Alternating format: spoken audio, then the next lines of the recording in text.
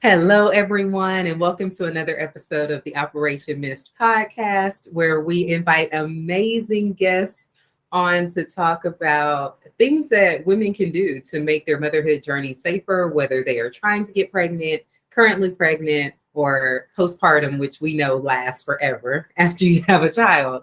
And so today we have the honor of speaking with the beautiful Chalkney Travier. And I was introduced to her by a very, very good friend of mine, godson to our children. And he, knowing what we were doing with Operation Miss, said, there is a woman that you have to talk to. And so that's how I got to meet with Coco, affectionately known as Coco. And it has been such a blessing ever since. She loves moms. She has an amazing story of her own. And her story is what fueled her passion to getting to where she is today, or her purpose in getting to where she is today. And so without further ado, I would love it if Coco would introduce herself to our audience. Hello, beautiful. How are you doing today? Hello, everybody. Again, like she said, my name is Chalkney Travier, but a lot of people just call me Coco, the postpartum coach. A lot of people ask me, what does postpartum coach mean? What do you do? Specifically for me, I'll help moms pretty much manage their postpartum symptoms, specifically related to postpartum depression, to where they're able to kind of recover quickly through that whole process. Every mom is different, so your journey will be different.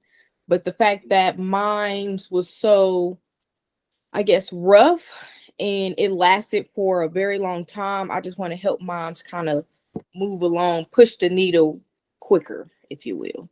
Wow. So you already gave us a little teaser. Will you talk with us a little bit about your birth and your post delivery experience so that we know what lens you're looking at Yeah. this fourth trimester through? Yeah. So, all the way back to the beginning, the father of my son, we broke up like a week before I found out that I was pregnant. So we weren't, on the best of terms during my pregnancy. Luckily, I did have support by my family and my friends that kind of got me through the actual pregnancy, which, first trimester was terrible. Like, I was absolutely sick. Like, every day I was extremely tired, but like second, third trimester was pretty smooth. Third trimester was, just a lot of back pain, hard to sleep, just regular stuff. The actual delivery process, it seemed extremely quick for me.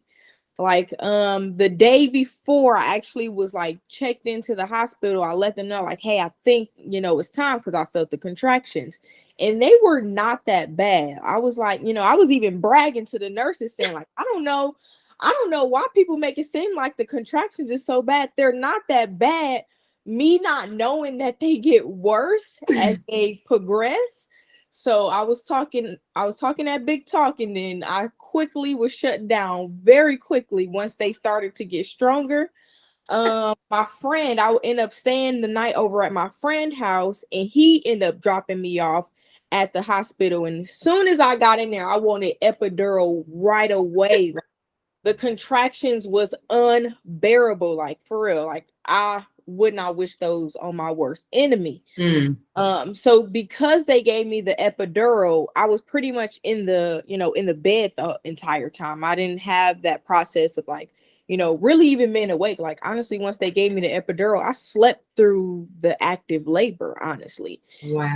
literally woke me up and told me, like, hey, you have to push now. And I'm like, wait, I was just asleep. What do you mean I have to push now? So I checked into the hospital about 5 a.m. And end up delivering my son at 3 in the afternoon. And then after I delivered him, I was so exhausted. Like, they do the skin to skin, but I was so like, I could barely keep my eyes open. I slept until the next day. Wow. That's how tired I was. So the whole process was kind of like a blur, because I was in and out of sleep so much. But then, the next day, when I was actually able to be aware of, I gave birth to a baby boy. And I seen him, and he was all little. and he was so adorable, but they tell you you're gonna have that like instant bond, that instant overwhelming sense of joy, when you see your baby, and I didn't have that.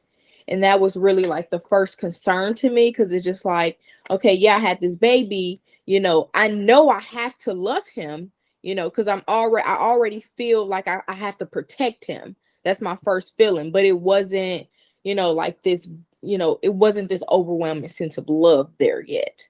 um as once I left the hospital, unfortunately my small baby, 5 pounds, ripped me, so I had to get stitches.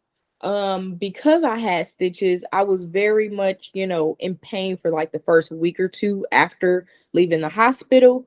Like I was terrified to eat or drink anything because I just did not like going to the bathroom. It was so painful. Right. I did have, again, a lot of support, my mom, my sisters. I used to complain about being the oldest of 5 girls, but it definitely came in handy when I had my son, because they love to babysit their nephew. So after I had him, I went home the 2 weeks. um I actually So I just had a lot of support, as far as, my mom helping, my friends helping, sisters, grandparents. And then, as I'm getting into it, I'm physically okay now, because I thought, I was upset the fact that I couldn't really be under my son like I wanted to, because I was in so much pain. So I thought once the pain wore off and I was able to be up under him, then that'd change the way I feel about this whole, process, or, motherhood in general.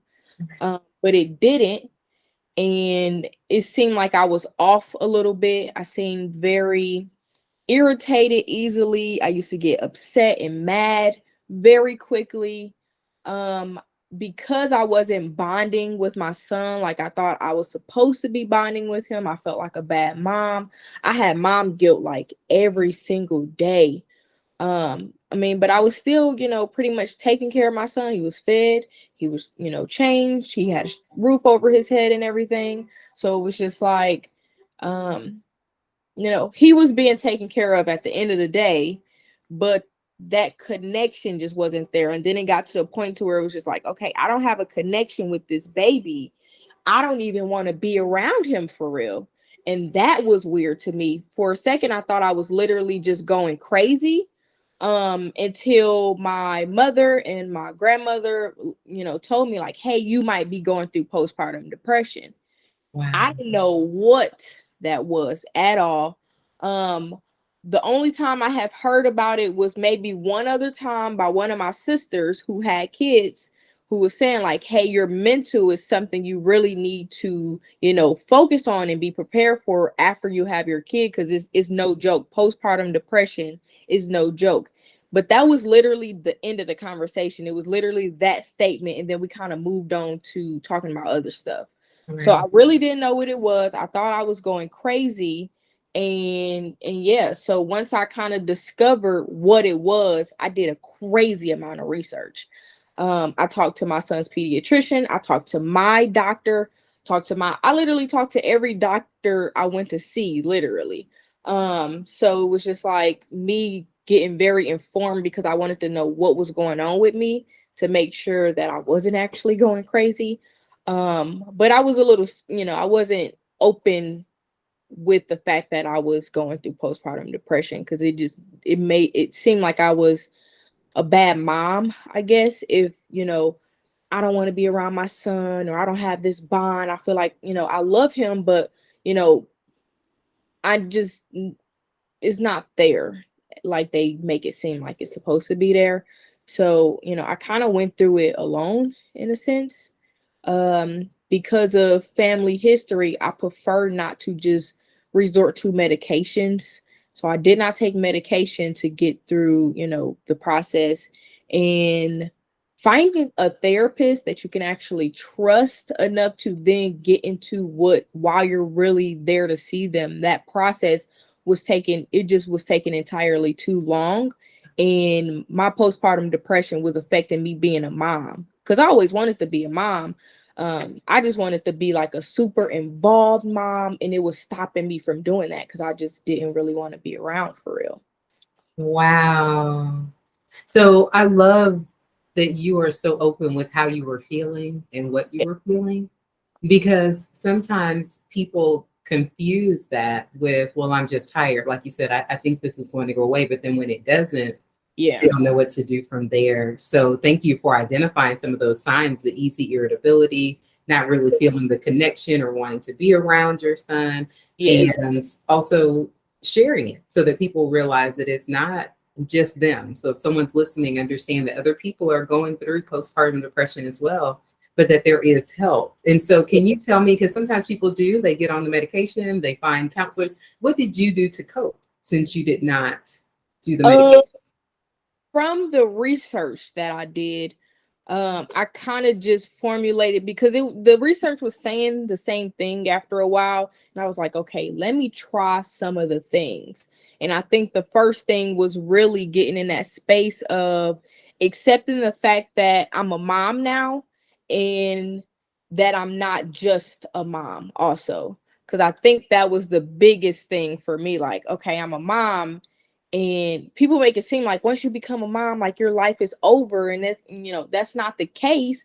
But that fear that they put on us, making it seem like once we have a kid, like our life is on hold, we don't get to enjoy life at this point. Our life is surrounded or completely submerged in what our kids got going on. So the fact that I got into this space of accepting, like, yes, I am a mom, but I'm also a woman. I'm also a daughter, a sister, and me really getting into that space of thinking, like, okay, I don't necessarily need to be who I used to be, but who do I want to be now? Like, I'm a Mhm. mom.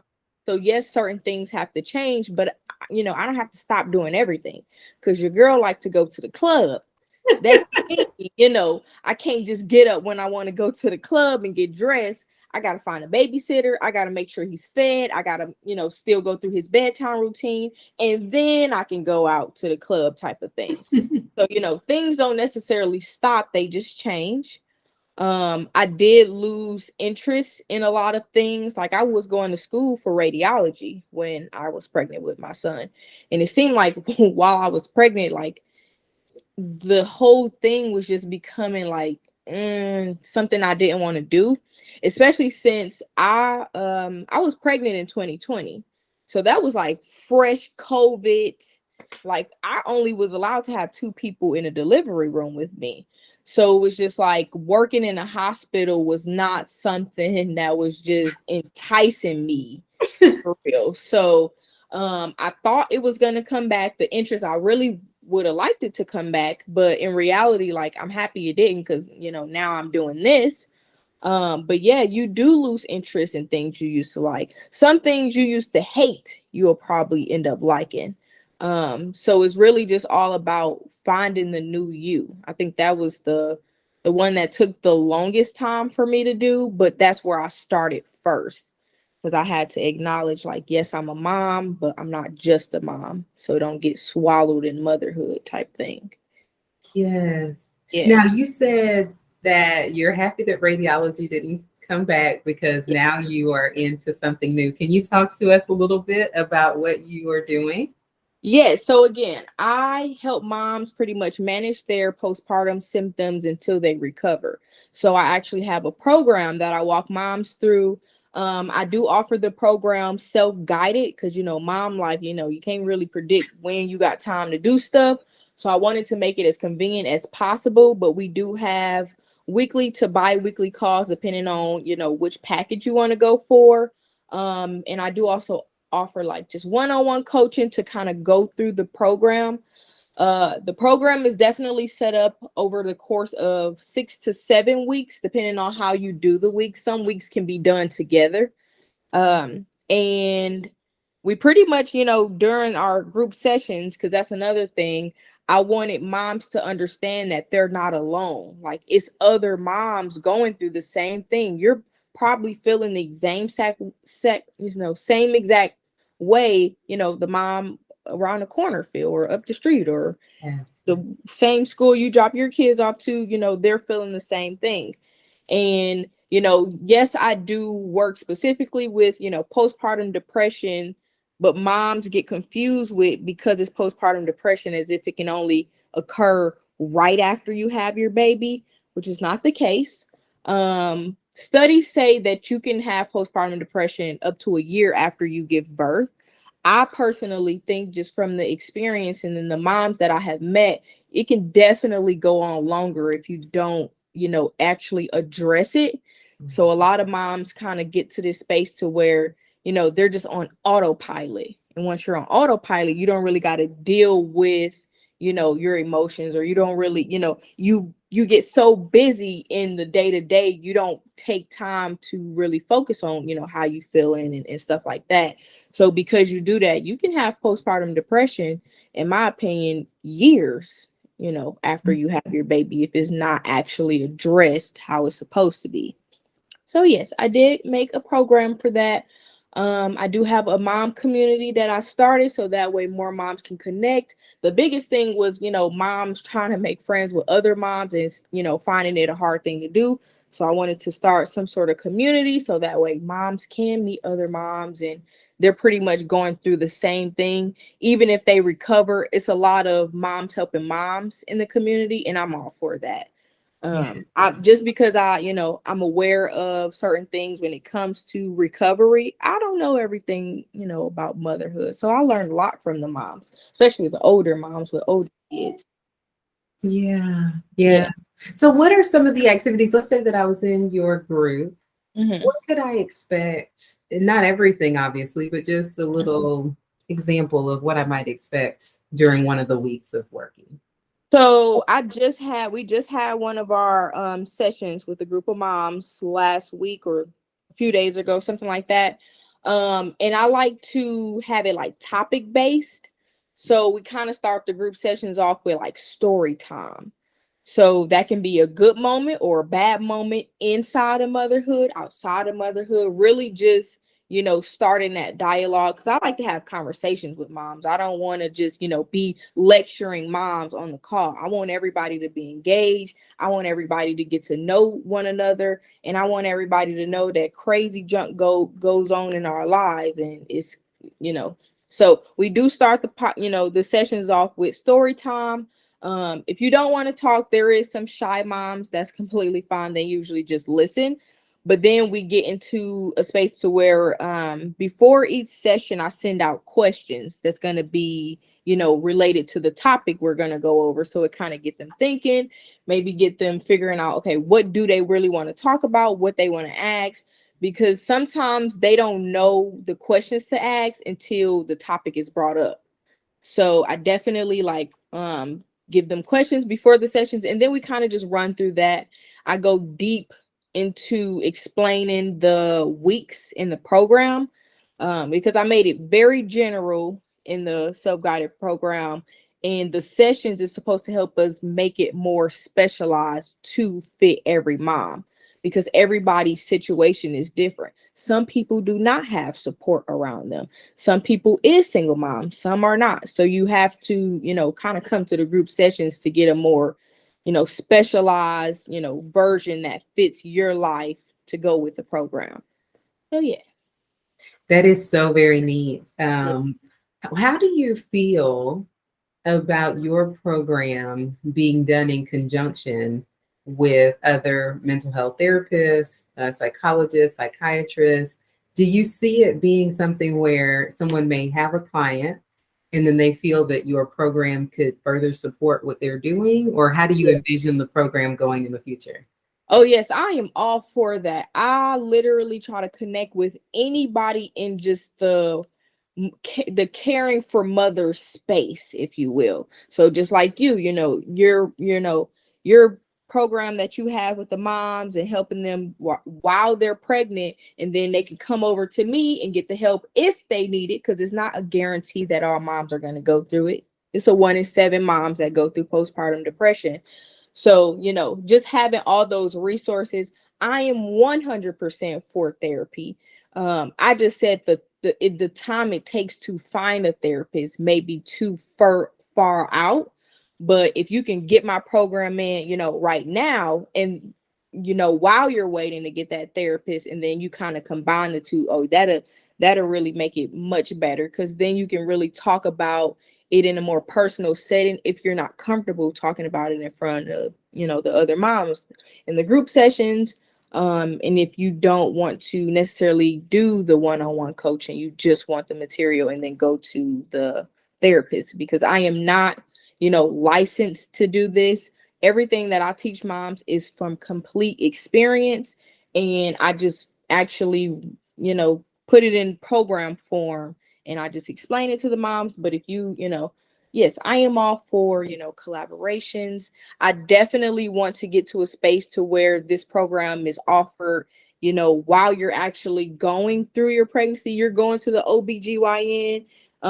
They should be informing you of this type of stuff, and they don't. Like the fact that I didn't know what this was not ever brought up ever during the whole, pregnancy, time span. So I definitely want this to be something that's offered in like hospitals, something that your insurance can cover or something like that. That's the ultimate, goal for the program. Yes, I love that. And like you said, it's funny, we are lobbying for a few things right now.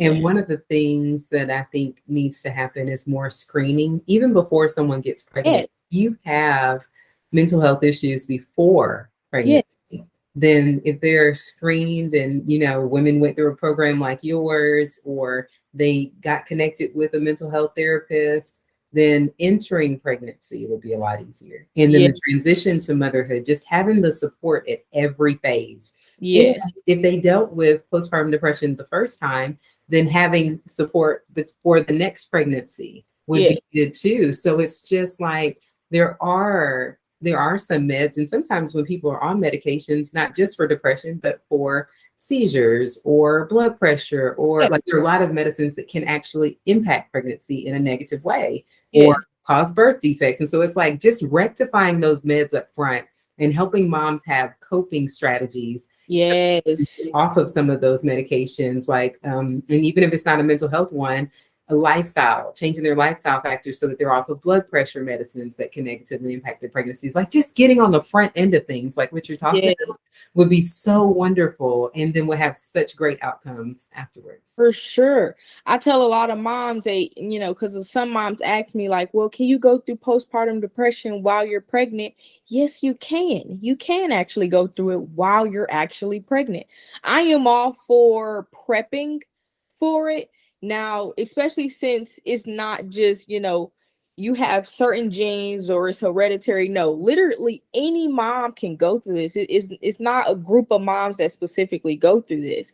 So I'm all for prepping, no harm in preparing for the worst sometimes, especially when it comes to this postpartum depression, because it's literally taking lives. Moms is committing suicide because of this. Like people need to it was very shocking that I had to go and do a crazy amount of research and try to go through this pretty much self treatment, if you will. And it wasn't even brought up to doctors, that I was seeing on a regular basis, as if it's not important, as if, okay, well, if you go through it, we already have the protocol. We'll put you on this medication. Try to go find a therapist. And this, especially if you get a therapist that didn't even go through postpartum depression, that's a whole nother thing. So you're expecting us to just pop a pill and we hopefully meet somebody who actually know what we're talking about, because if not, they're just going to be just giving us advice when they don't really have any know-all about what really goes on. Because it's not, some moms are not sad in postpartum depression. It's probably literally an intense, mood swings. You can definitely be eating too much, not eating enough, sleeping too much, not sleeping enough. You want to isolate yourself from people. You'll still be smiling, living your life, but it's just you not being on the regular how you're normally are. That is when it's just like, okay, something could be wrong. People make it seem like it's just us being sad and crying all the time. Some moms don't cry every day. Some of them get extremely angry. Some of them have this very intense irritation. They feel like they have, something is wrong with them because they don't have a bond with their baby. I didn't My bond with my son didn't start until he was about 1 year old. But that does not make me a bad mom. That's right. That's normal for some moms. And the fact that it's not talked about is looked at like it's rare. Because it's not talked about so much, people make it seem like it's rare. And it's not rare. A lot of moms go through it. I talk to a lot of moms. And I Yeah. feel like I haven't even touched the surface of, the amount of babies is born there's a new mom every day. So it's just like, really, I just really want to bring awareness to it. Let people know that it's a real thing. It's a very serious thing. And it should be taken. It should be treated as a serious thing because it is. Yeah, yeah. And like you said, sometimes it is hard. This is something that I learned because I used to always say, "Oh, you're pregnant. Aren't you excited? Aren't you excited?" And then I realized that, some people are not excited, Some people are not. right? And they have to know that that's okay. It's Yes. okay for you not to feel how other people expect you to feel. And it's okay to ask for help and support if you need it. I think that sometimes if people do not have a mother and a grandmother around like you did, then Yes. they can get lost in the shuffle you know, because of the watch and just kind of what I experienced, we focus a lot on physical health. So we know that women can die from bleeding too much following delivery, they can die from infection, they can die from heart issues. But what Yeah. people don't talk about, like you said, is that a major group of women are dying from like killing themselves, suicide, Literally. some of them from homicide, and some of them from overdose. And it's a large amount of women. And so while we do focus on the physical, we are always connected to mental health people like Yeah. you so that we can give our moms exactly what they need. And what we find is that when they do get the help they need, then it impacts them physically as well. So it's all tied Yes. together. People try to separate it out, but what happens physically affects us mentally, and what happens mentally affects us physically. And so it's just really good, like you said, to be with someone who has a lived experience so that Yes. they can connect with you in a meaningful way. Otherwise, the advice will just be advice. And not Literally. every, there are some amazing mental health therapists who have not dealt with postpartum depression. They have Yeah. great tools. They have a lot of experience now because they've been talking to Yes. moms, but you have to really do your research, just like with any Yeah. provider that you choose. You want to get someone you can connect with because otherwise it really will be that you've gone through therapy, but you have the same fate as someone who never did. Literally. And that's really the whole thing with therapy. Like people make it seem like, you can just talk to anybody, but that's not how it works.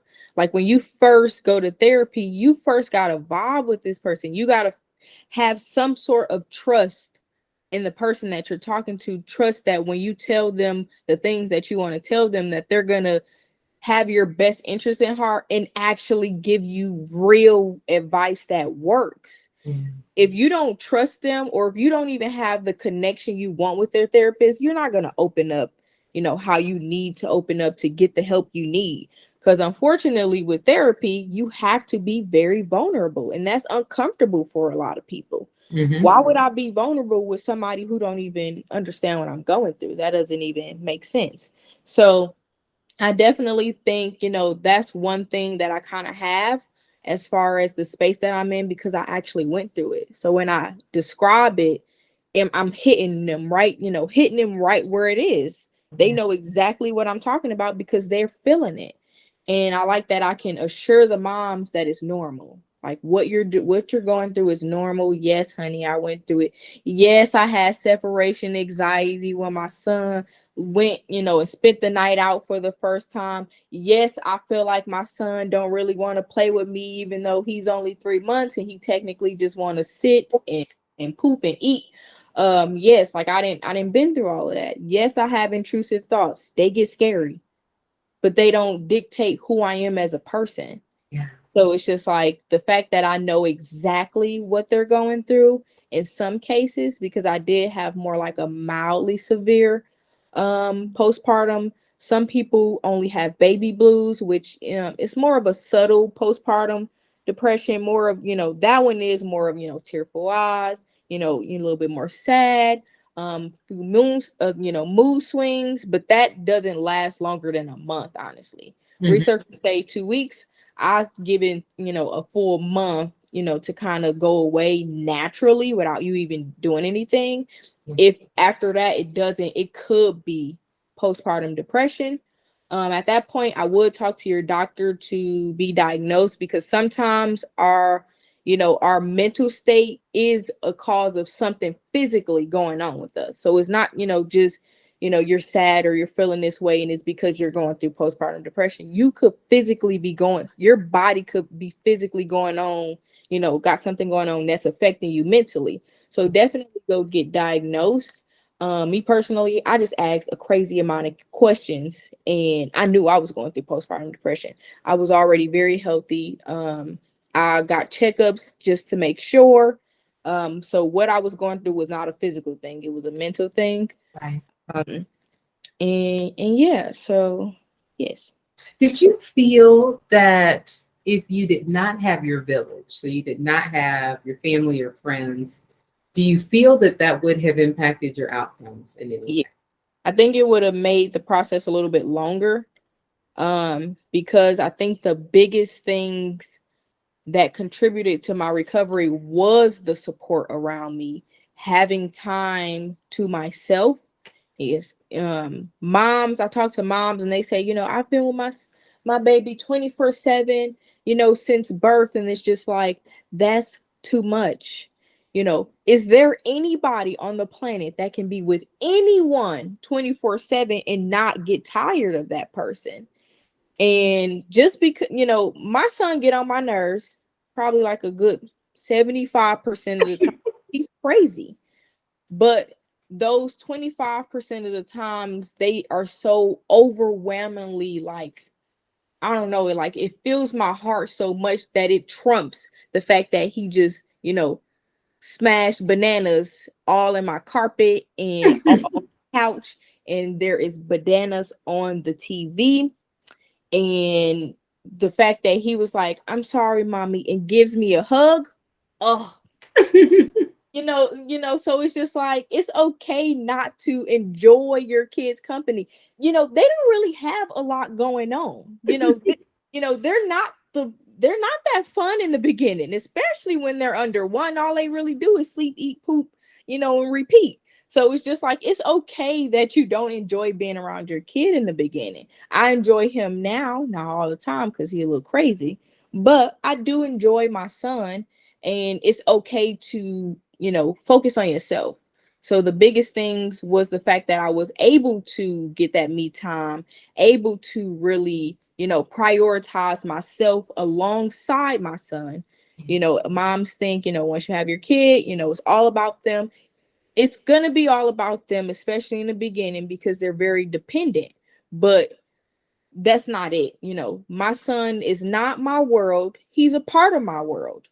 And the fact that I know that and I'm okay with that is really the biggest thing. Changing your perspective around a lot of things, giving yourself grace. Like moms are so hard on themselves.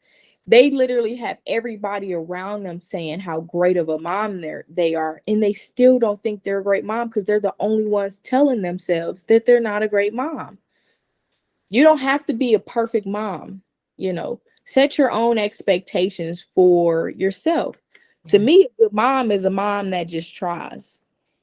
I don't always get it right, but I try to learn from my mistakes, that I make, and the outcomes, that happen from, something I may have did or something that I haven't did. Sometimes you can't control everything. And that one was a little hard to process, because it's just like I just want to protect him from anything and everything and all bad things, but in reality that's not how the world works. Yeah. He's not going to always be up under me. So getting that healthy space from my son was a big thing, because I had time to kind of reconnect with myself, and because of that I was able to feel like I'm not just a mom, and having support, people who actually want to babysit your kid. Or, some moms don't even need, babysitting. Some moms just want you to bring a meal over, come over and do some laundry. Like, support looks different for everybody. So figuring out what that support is or what you think you would need is a big thing too. I So love that. I love that because, you know, there's a woman and we just love her. She is a postpartum doula, and her mom passed away when she was 2 weeks old. So she was a baby at 2 weeks. Her mom passed away. And she always talks about the importance of having support after delivery, having people who will do the laundry, run yeah, errands, you know, let you take a shower so that you say, you know, they watch the baby a little bit. Just, I mean, some people though, like you said, for me, I don't want anybody watching my child. I want to watch my child. I want to be around 24/7. However, definitely. you want to come and sleep and Yeah, do something for me so I can get some rest, not be cleaning up this house all day. literally. Support looks different. And I love that you normalize all feelings, Yes. because they're all, and I wouldn't even say normalize, you validate all feelings. All feelings need to be validated Yes. because women have to understand that there is no cookie cutter way of doing this. Oh, That if there was a perfect mom, we've never found it. girl. Found her, and we've never been her. And so we have to be truthful about that. And then if our feelings change over time, like you said, when he was young, you was like, eh. Now when he's Yeah. older, you're feeling a little better. Maybe he's a teenager, Yes. you're ready to throw him away again. It's like, it's okay. Yes, it And is. it's the bottom line is you try and you love. And That's I it. just love that. My thing is moms be literally trying to move mountains for their kids when all their kids want them to do is throw a rock. Literally. Literally. Wow. Like they are the most simple beings. Corbin gets a kick out of me just being in his space. I don't even got to engage with him sometimes. He's just happy when I'm in the room. Hence why he follows me to the bathroom because he just wants to be in my space all the time, which is fine with me, because he goes to daycare. Thank you, Jesus, for daycare. Woo! I love my son, but I can't get work done when he's around 24/7. So it's just like, you know, some moms are not okay with that. You have to parent your kid. Yeah. So because you have to parent your kid, you have to learn your kid. The things that I do with Corbin is not things that you're going to be able to do with your babies or baby, if you only have the one. So it's just like that's another thing with the like expectations from society on how we're supposed to treat our kids, how we're supposed to raise them. How can we really take advice from somebody who don't know our kid? Right. Or this, because I don't know who even made the rules. I assume it's a man because it's just the expectations is wildly crazy. They expect us to be a super mom, but who said I wanted to be a super mom? I just want to be a good mom, one that can cook for my kid and he actually eat my food, because it's some picky eaters out here. And I'm Right. blessed to say that my son like fruits and vegetables, not all the time, but for the most part he do. And Wow. some moms, their kids don't want no fruit, no vegetable, but that doesn't make them a bad mom because unfortunately their kids is addicted to pasta. They're eating. That's Right. all that matters. So definitely being okay with the fact that the way you raise your kid is because you know your kid. You know what they need, you know what they want, and you're giving them what they need and want. That doesn't make you a bad mom because I allow my son to watch TV, but you don't allow your son to watch TV. Who cares? They're kids. Kids are very easy to please. They really They, are. yeah, they're not. I mean, as they get older and get a little bit more demanding about some things, that's different. Right. That's when we could force them to eat vegetables. Yeah. But in the beginning, like they are very simple. Like just Yes, they are. be simple. Like don't think too hard about it. Yes. Oh my goodness. Okay, so we are going to wrap up in a minute, but I want you to tell me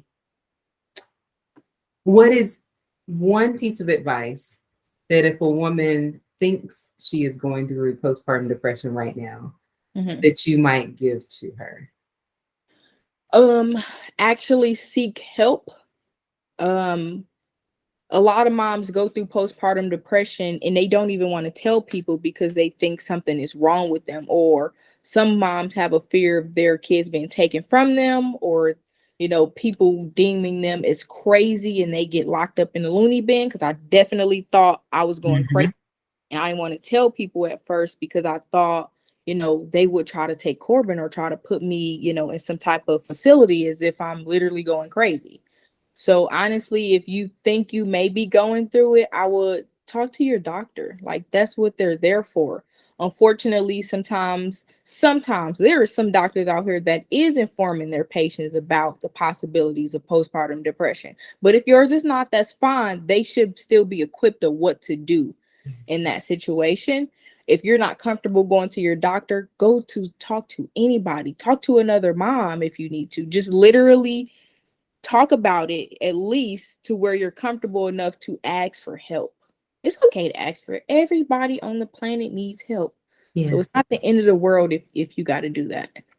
Yes. Oh my gosh, I love that. Okay, so then where can our listeners find you? Because I imagine people are going to want to connect with you. Yes, honey. So I do have a mommy Facebook group and an Instagram page. Both of them are called Mommy's Fourth Trimester. So that's MOMMIES, the number 4THTRIMESTER. Mommy's Fourth Trimester. If you cannot find it, it should be in the description under this. It sure will Yeah, be. in Yes, the ma'am. description, in the in the description area, you'll all of the information will be there. On my Instagram page, you will be able to schedule a call or go straight to my website to just go and get the program, and you'll automatically just be in the program, be able to talk to me because I definitely host the calls. Um, and right now we do have a sale going on. Super cheap for the first 50 moms that sign up. It's just $97. So definitely get that if you can, because I want a lot of, because I definitely didn't get in this for the money. I really just want to be out here making sure mommies is good in the neighborhood because Yes, yes, yes. Oh my goodness. Well, thank you so much, Coco, for coming on to the podcast. It was such a joy having you. And really, thank you for what you're doing for these moms. You are literally saving lives. yes, And a lot of people are going to be blessed because you chose not to hide your story. And yeah, so now, obviously, with the podcast, your story will be amplified even more. And yeah. so you will be reaching people that you don't even know I need know you. I'm And if excited. it's a huge blessing, right? Even if they never reach back out and say, thank you, Coco, or Literally, ask a question or whatever, you know that you have spread awareness about yeah. postpartum depression. So family members will be able to detect it now in their moms that they're caring for and loving on. So Sure. you're making a huge difference. Well, yes, that's all I want to do is just give a whole bunch of value and a couple jokes. Laughter is very much the medicine to happiness. Amen. Well, thank you for coming on. Everybody, thank you for listening to the podcast. We really enjoyed doing this again, and we will see you on the next episode of the Operation Miss podcast, where we are tackling the maternal health crisis. Yes. See you soon. Bye.